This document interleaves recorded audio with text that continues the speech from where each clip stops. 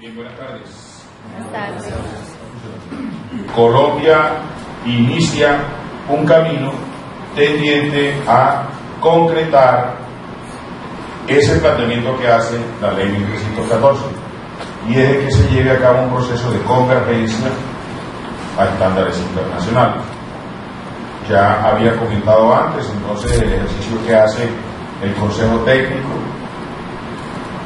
de acuerdo con la orden que le da el gobierno a partir de la expedición del decreto 691, que es el que le da algún elemento de reestructuración al Consejo en cuanto a su forma, porque en esencia el fondo se mantiene, y tanto se mantiene que incluso ha sido ratificado por una interpretación que ha hecho la Sala de Consulta y Servicio Civil del Consejo de Estado a una consulta que le hizo el gobierno en el 2011.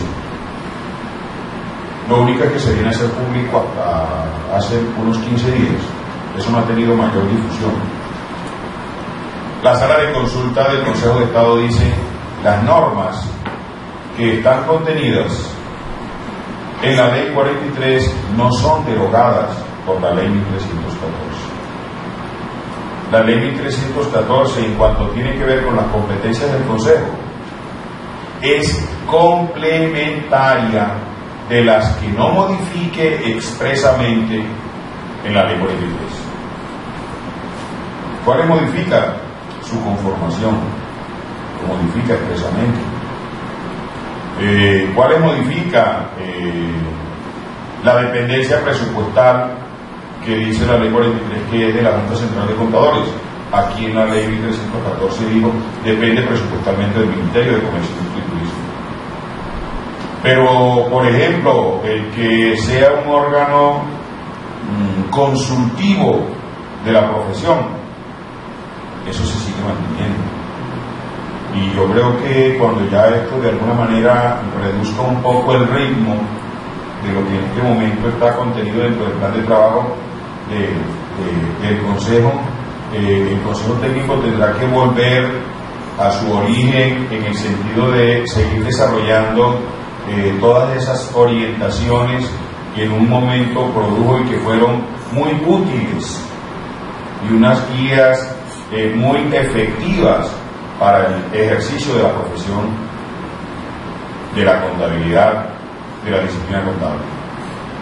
Nosotros creemos que eso tendrá que volverse a dar de una manera mucho más precisa y suficiente como lo fue hace más o menos unos 7 años, cuando estuvo el Consejo desarrollando esas facultades con base en la Ley 43.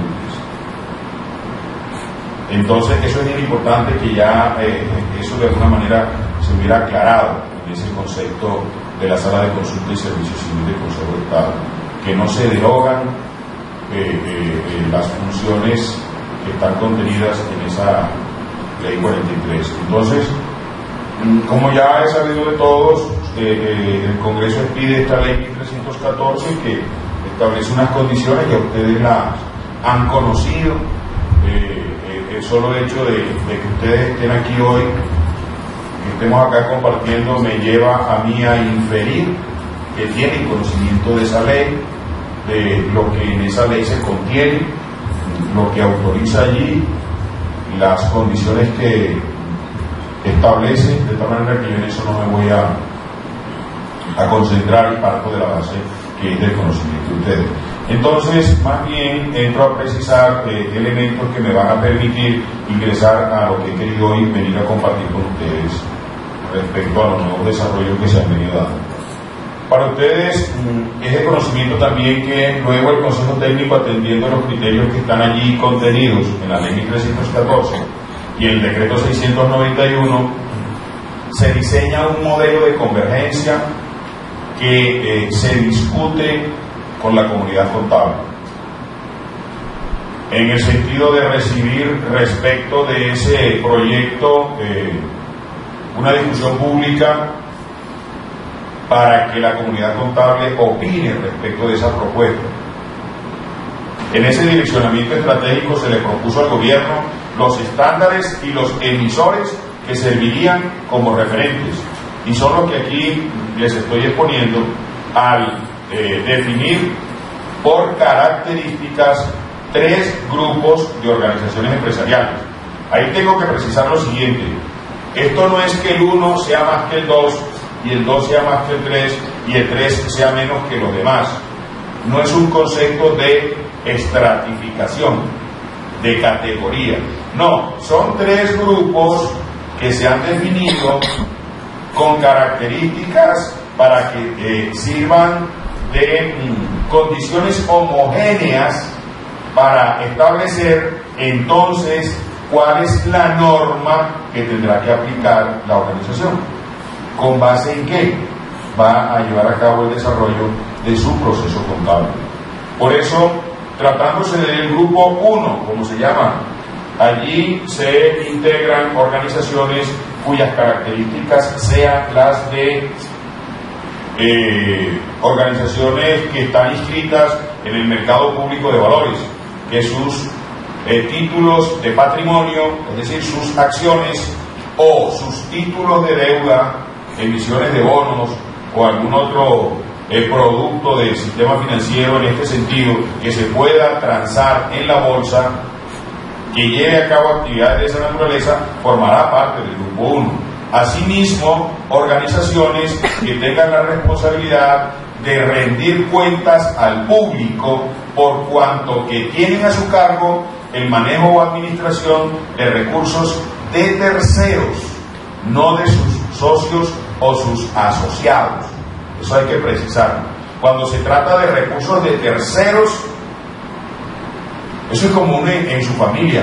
Uno en su familia no es un particular. Particular es el que llega de afuera a la familia de uno. Todos los que somos de la familia somos familiares. Los demás son particulares.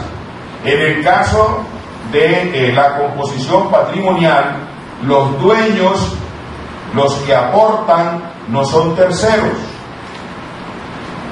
Son socios o asociados, o como se denomine, dependiendo de la naturaleza jurídica de la organización que se trate, porque no hay un concepto unificador para darle la denominación a todos los que aportan. En algún tipo de organizaciones se llaman socios, en otro tipo de organizaciones se llaman asociados, en fin. Entonces, cuando se dice que tengan a su cargo recursos de terceros, es que tengan a su cargo recursos de personas naturales o jurídicas distintas de sus socios asociados. Y esta precisión la quiero hacer es para el tema de fondos de empleados, cooperativas y ese tipo de organizaciones. El que aporta no es tercero, el que aporta es asociado. Entonces no se está refiriendo a eso, se está refiriendo es al que es socio efectivamente. Y estamos hablando del grupo 1, que aplicará las normas internacionales de información financiera. Un grupo 2, este proceso lleva un año de atraso, por eso tiene su propia lógica. La discusión pública la terminamos en junio, todavía se puede opinar respecto de esos estándares. Se recoge toda esa participación y esperamos que se cumpla un proceso que nos lleve a que en octubre le estemos presentando al gobierno el proyecto, para que suceda de alguna manera un proceso parecido. Un año de preparación obligatoria, que será el 2014, uno de transición, que será el 2015, y que son las pymes, y esos aplicarán a partir del 1 de enero del 2016. Los tiempos del grupo 1 y el grupo 3 son los mismos, pero es que ahí el proceso es un poco más sencillo tratándose del grupo 3, porque es que uno en el grupo 3 podrá encontrar organizaciones que nunca llevaron contabilidad, y lo que busca el grupo 3, que no fue tampoco un prurito ni porque lo hubiera querido el Consejo Técnico, sino que fue una imposición legal. La ley 1314 obliga a que se tenga que desarrollar un esquema, un sistema normativo para las microempresas, con el fin de promover la formalización empresarial, que es una política pública. Y uno allá en esas microempresas encuentra microempresas que existen formalmente, que no les da vergüenza decir que existen y que cumplen con todas sus obligaciones legales, como haber microempresas que sirven para el amparo de cualquier cosa. Entonces yo no les puedo decir que esto no es un sistema complejo, es supremamente complejo. Miren, en términos de su contenido, como se los planteo ahí, es un conjunto de normas, los de contabilidad, que tiene tres partes. Hay una parte de normas obligatorias, los estándares propiamente, que es un documento que contiene más de 1000 páginas, detalles, especificaciones. Hay otra parte B, que son los ejemplos, una especie de ejercicios de aplicación, y es un documento de más de 2500 páginas. Eso no es obligatorio, es una guía.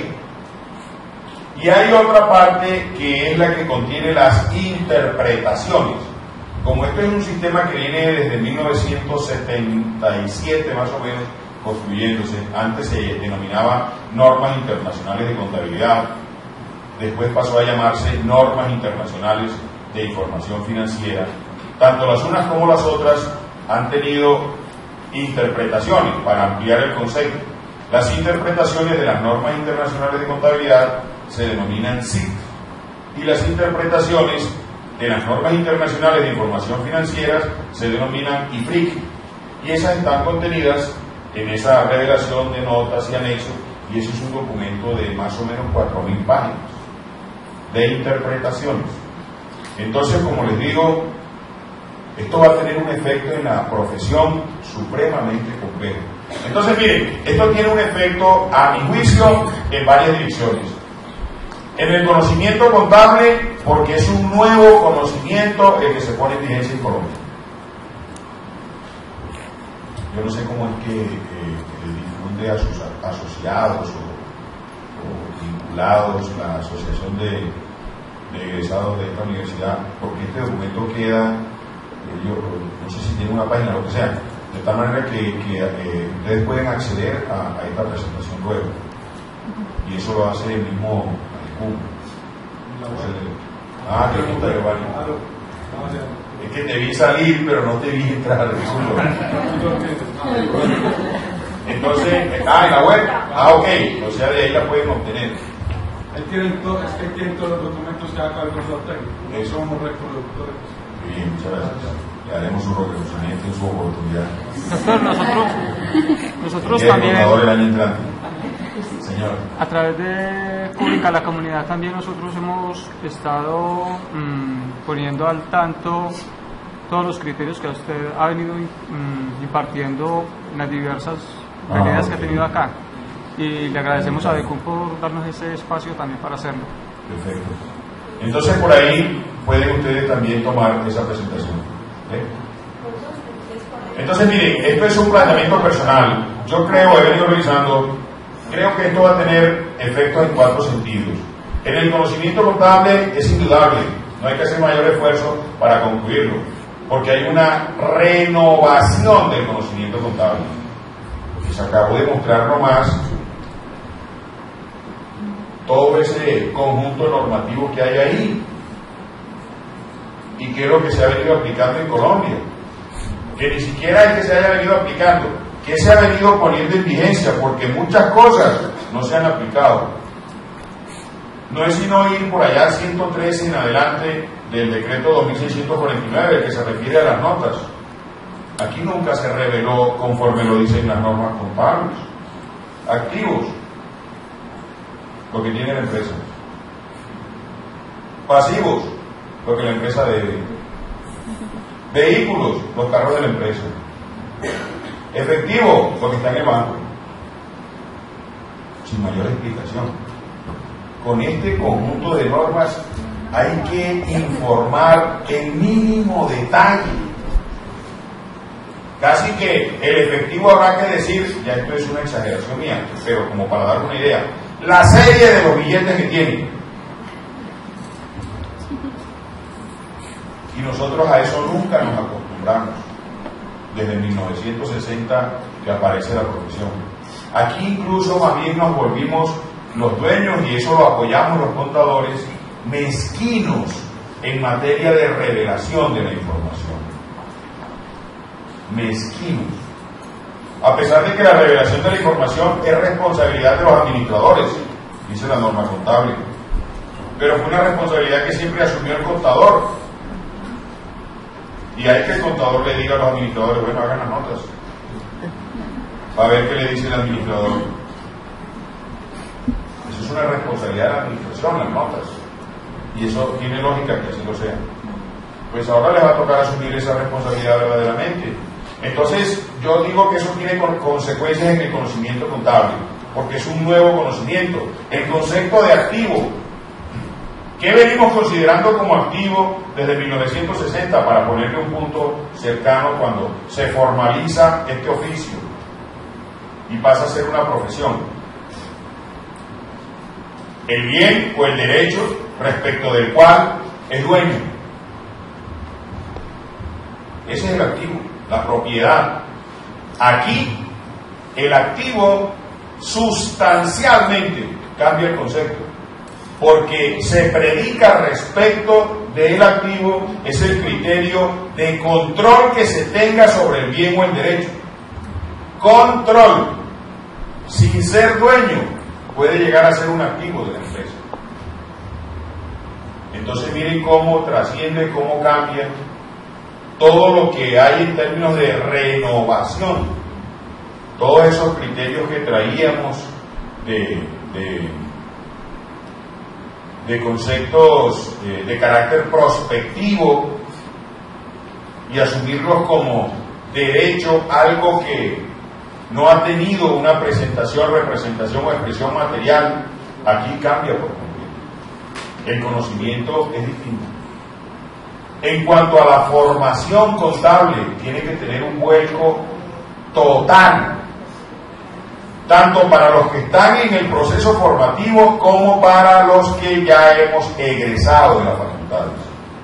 Y aquí cabe una responsabilidad social que tienen que asumir los programas y facultades de contaduría pública, porque han considerado siempre que su obligación termina el día de la titulación, y de ahí en adelante nunca más volvieron a tener ninguna relación con su mismo egresado, mientras el egresado no tuvo un posicionamiento, un reconocimiento, un prestigio para decir respecto de él, es el egresado mío.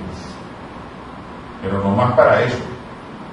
Pero para cumplir con lo que dice nuestra misma ley 43 en cuanto tiene que ver con mantener su conocimiento actualizado, lo que está planteado allí en el 37.7.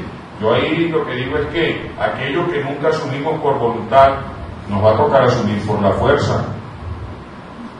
El contador público solo deberá contratar trabajos para lo cual él o sus asociados o colaboradores cuenten con la capacidad e idoneidad. Entonces llegamos a un cronograma. Entonces miren, la expedición para el grupo 1, el plazo 31 de diciembre del 2012, eso se cumplió, se pidió el decreto. En el grupo 2, 31 de diciembre del 2013, este año. Les decía hace un rato que estamos en ese proceso, se termina la discusión en junio, se recogen las intervenciones, eso se sistematiza, se organiza, se están trabajando los comités técnicos también en cuanto a eso, y con base en todo eso, si hubiera necesidad de poner en discusión algún tema adicional se pondrá, si no, se construye la propuesta, se le presenta al gobierno, porque antes del 31 de diciembre del 2013 la tiene que poner en vigencia en Colombia. El grupo 3 al 31 de diciembre del 2012, ya lo hizo, ya expidió la norma. La preparación obligatoria durante el año 2013 para el grupo 1 y para el grupo 3, en ese que tenemos que estar en estos momentos. Ya les digo una guía de cómo organizar eso, ese proceso de preparación obligatoria. La transición el año entrante, que implicará, en mi opinión, tener que llevar dos contabilidades. La norma que está aplicando, no, para acá no, yo creo que para allá abajo, y la que va a empezar a aplicar, la nueva. durante el año de la transición, ¿sí lo observan? 2014 para el grupo 1 y 3. Pero para el grupo 3, la transición eventualmente puede llegar a ser una sola norma, la que le acaban de expedir, si nunca llevó contabilidad formalmente. ¿Me explico bien? 2. En el evento en que hubiera estado llevando contabilidad, si efectivamente estaba formalizada. ¿Sí me explico? Ok. La aplicación para obtener estados financieros comparativos, el 31 de diciembre del 2014, tanto el grupo 1 como el grupo 3, y el 31 de diciembre del 2015 para el grupo 2. Ahí dejará de aplicar la norma local y empezará con la norma internacional, el estándar, porque tiene que reportar. El primer reporte con la aplicación de el estándar será el 31 de diciembre del 2015 para el grupo 1 y para el grupo 3, y el 31 de diciembre del 2016 para el grupo 2. El grupo 3 es el decreto 2706, que define el marco técnico normativo para microempresas. Es una norma de desarrollo local, pero que tiene todas las consideraciones del modelo de los estándares internacionales, pero simplificado. Ya se ve simplificado, ¿sí? Simplificado. Y el decreto 2784, que define el marco técnico normativo del grupo 1. Aquí, si ustedes revisan ese decreto, observarán que en uno de sus artículos plantea que el gobierno expedirá otro marco regulatorio adicional derivado de ese 2784 para las entidades del sistema financiero, porque ahí hay todavía, incluso a nivel mundial, mucha discusión en cuanto tiene que ver con la aplicación de los estándares. Está ya eso en ese proceso. Eso lo tiene que hacer el gobierno antes del 30 de junio, porque el Congreso le dio 6 meses para hacer ese desarrollo, y está en ese proceso, estamos en eso.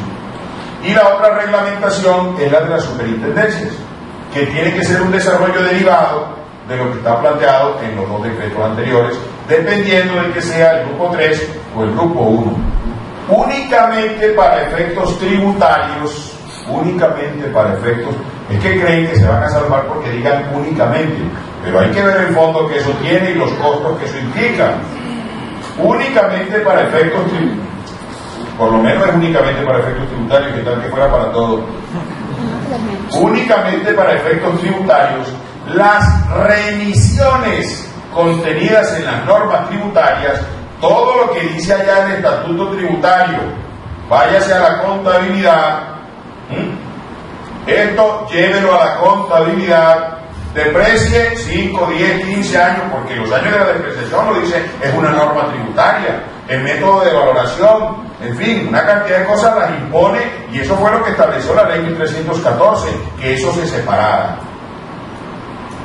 Únicamente para efectos tributarios, las revisiones contenidas en las normas tributarias a las normas contables continuarán vigentes durante los 4 años siguientes a la entrada en vigencia de la NIF. ¿Qué quiere decir eso?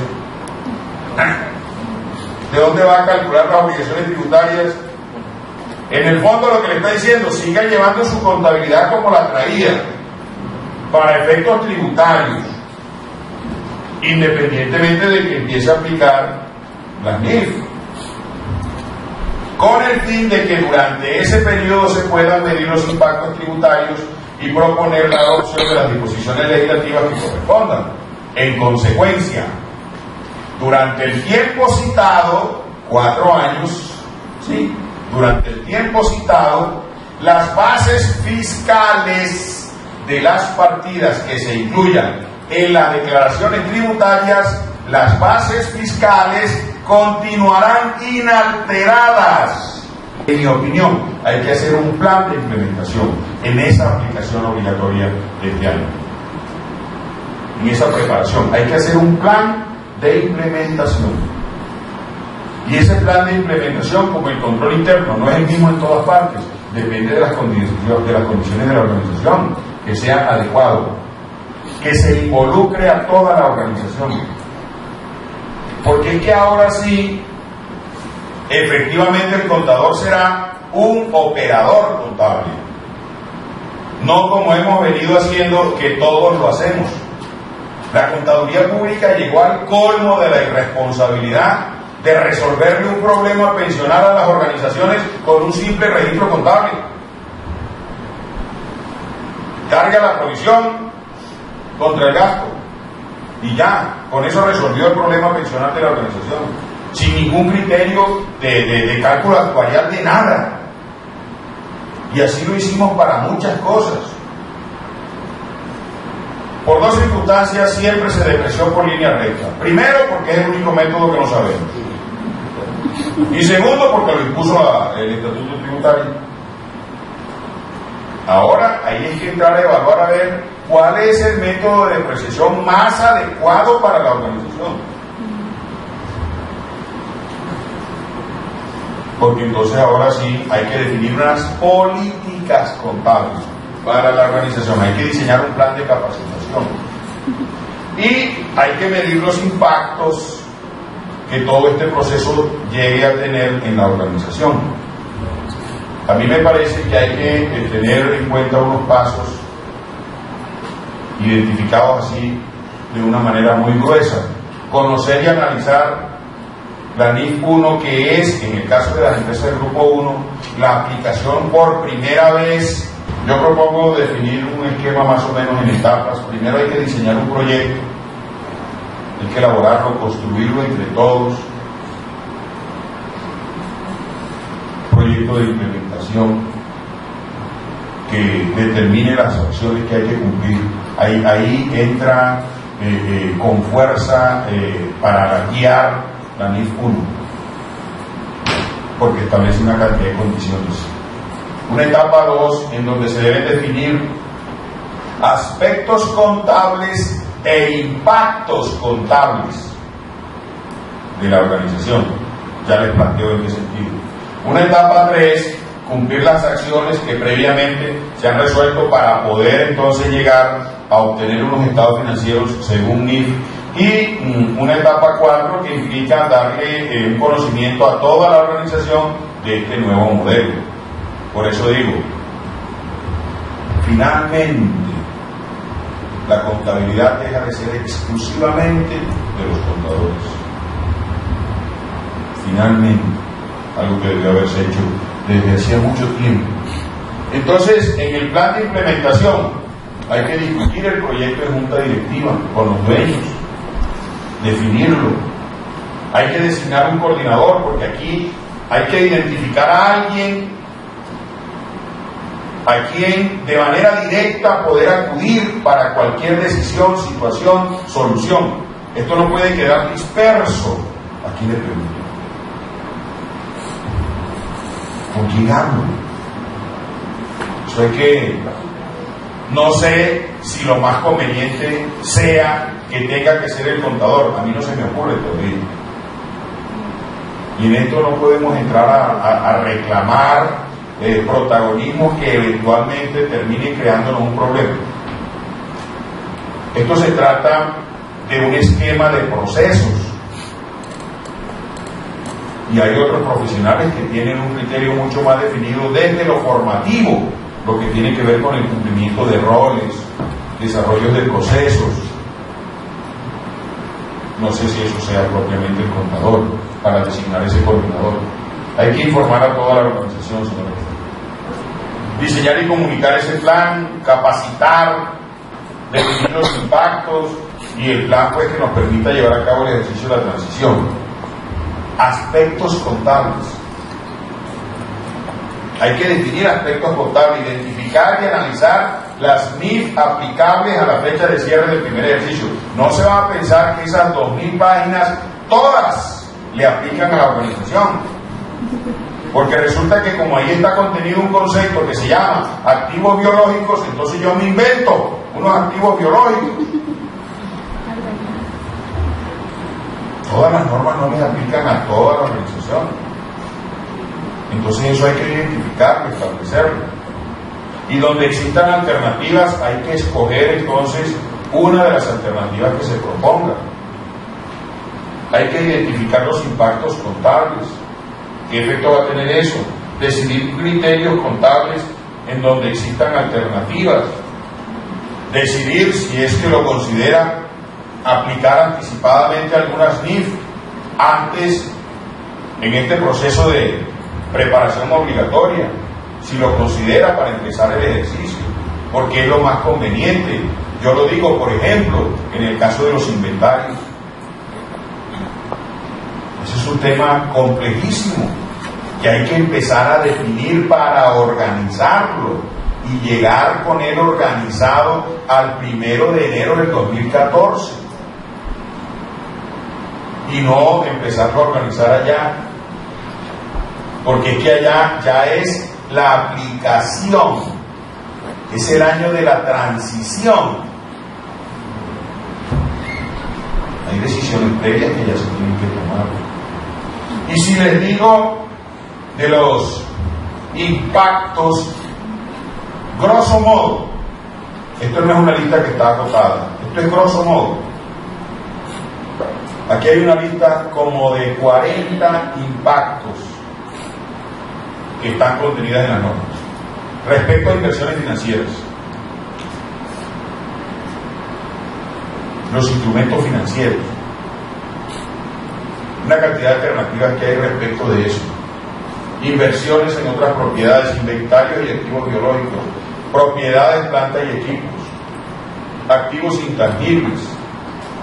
En eso es extremadamente rigurosa la norma internacional para el tema de los intangibles. Eso no es como en nuestro caso en la norma que traemos desde el descubrimiento de América, que podemos darle ese carácter a cualquier cosa. Activos y pasivos por impuestos diferidos, contingentes, pasivos por beneficios a empleados, subvenciones del gobierno, contratos de construcción, contratos en cuanto a reconocimiento de ingresos, crecimiento de activos biológicos, una empresa del sector agropecuario, por ejemplo.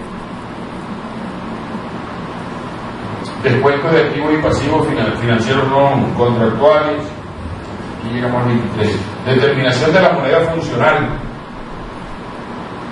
deterioro de los activos, unidades generadoras de efectivo, baja de activos, cómputo de depreciaciones, tratamiento de gastos de desmantelamiento, restauración y similares, revisión de acuerdos que pueden incluir arrendamientos, activación de costos financieros, tratamiento de transacciones entre partes relacionadas, combinaciones de negocios en los grupos de empresas, tratamiento de plusvalía, contratos de seguros, pagos en acciones, cambio en empresas del grupo económico que deben consolidarse, consolidación de entes con cometido especial, conversión de operaciones en el exterior, impacto en resultados acumulados al inicio de la aplicación de la ley por primera vez. Ahí puede haber un impacto, digamos al 36. Estructura, hay que definir cómo van a estar conformados los estados financieros. ¿Cuál es la estructura que ellos van a tener a partir de la aplicación de este grupo 1? La clasificación de activos y pasivos financieros en corriente y no corriente. La clasificación de eventos de patrimonio neto y pasivo. Información por segmento, resultados por acción, revelaciones adicionales que se lleguen a determinar y que fueran necesarias para la misma organización. No es sencillo, pero es necesario que el país se vincule a este nuevo modelo. Miren, en Latinoamérica el único país que no aplica normas internacionales de información financiera es Colombia. En Latinoamérica, desde México hasta Tierra del Fuego. El único país. Países en donde sus economías son mucho menos en tamaño que un departamento de Colombia. Piensen ustedes en los países de Centroamérica. Y llevan ya varios años en el desarrollo de este proceso. Ahora bien, ¿saben por lo cual es reconocido en este momento nuestro país con respecto a este proceso? Y se lo digo a partir de la participación en la que hemos estado en reuniones en diferentes países. Todos, en su gran mayoría, pues, se han tenido que devolver y han incurrido en unos costos terribles de empresas que incluso, como nos comentan colegas de otros países, se han quebrado empresas. Y lo que le está reconociendo en este momento a Colombia es que esté llevando su proceso en la forma en que lo esté llevando,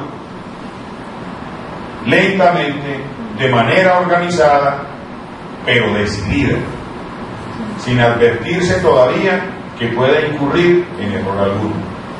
Pero ¿en dónde está precisamente la ventaja de eso? Y es que nosotros tuvimos que salir a conocer las experiencias que habían tenido otros países, invitamos al Consejo Técnico contadores de otros países a que nos contaran sus experiencias, y sobre la base de eso fue que nosotros desde el 2010 empezamos con la organización de nuestro proceso.